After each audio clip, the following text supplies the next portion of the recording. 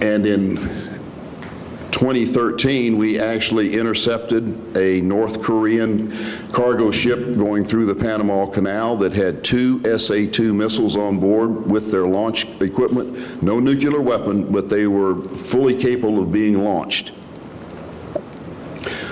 You could even go to something even simpler like a weather balloon. Not nearly as effective, won't get the altitude, but it could do serious damage. Now the military, there's one thing about that part of our government, my experience with the military, when the politicians leave them alone, they tend to get it right and they do a good job. And they tend to be right in what they're talking about. Well, we know that in 1991 that General Schwarzkopf requested permission to use an EMP attack on the Iranians, got turned down.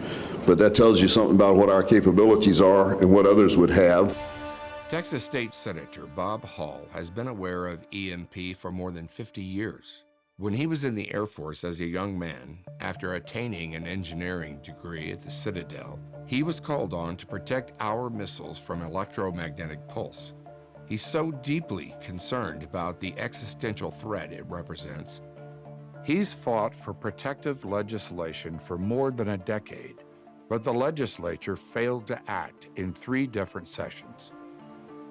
I ended up on an assignment at Norton Air Force Base, the Pentagon. Came to the program office and told us that we had a new threat that they had not known about before, but was extremely serious and actually was rendering our missile system, the Minuteman, totally impotent until we fixed it.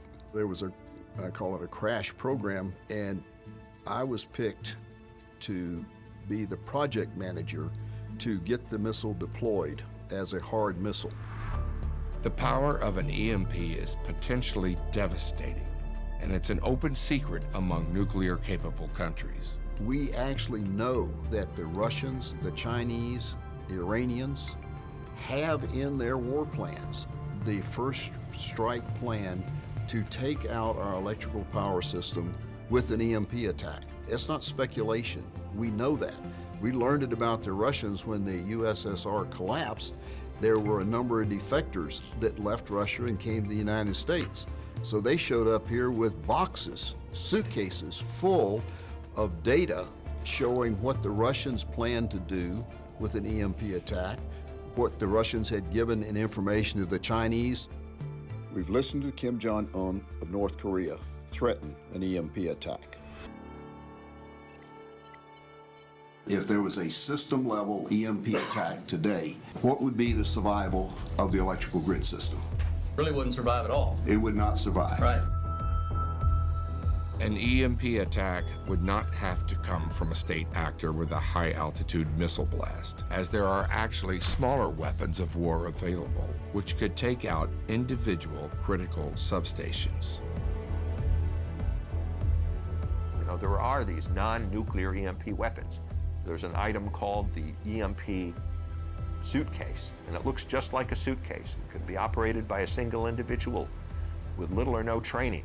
We've arrived at a place where a madman, a terrorist, a criminal could topple the technological pillars of civilization for a major metropolitan area all by himself.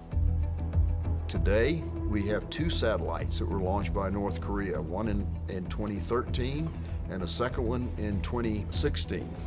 They are on a polar orbit from south to north and cross the United States several times a day. We've monitored those satellites since they've been launched, and there's never been any data sent back from those satellites. That means one of 2 things. Either they were both total duds, or they are weapons waiting for a signal to drop a nuclear weapon.